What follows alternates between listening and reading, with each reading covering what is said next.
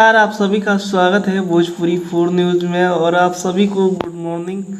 ये वीडियो रात में शूट हो रहा है लेकिन आप लोगों को मैं गुड मॉर्निंग बोल रहा हूँ। आज मैं बात करने वाला हूँ चिंटू पांडे की फिल्म ससुरा बड़ा सतावेला के बारे में।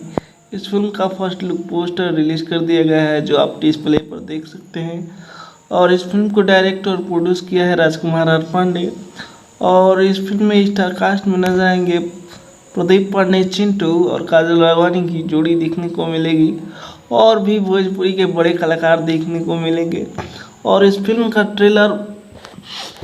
ट्रेलर बहुत जल्द ही एंटरटेन रंगीला के यूट्यूब चैनल पर रिलीज किया जाएगा। अभी इस फिल्म के ट्रेलर का रिलीज डेट नहीं बताया गया है, लेकिन एक से 2 हफ्ता के अंदर ही इस फिल्म का ट्रेलर का रिलीज डेट बताया जाएगा। अभी इसका जो है फर्स्ट लुक रिलीज किया गया है तो आप लोग डिस्प्ले पर देख सकते हैं। तो आप लोगों को ये न्यूज़ कैसा लगा कमेंट करके बताइएगा। और हमारे चैनल पर नए हैं तो चैनल को सब्सक्राइब कीजिएगा, लाइक कीजिएगा, शेयर कीजिए।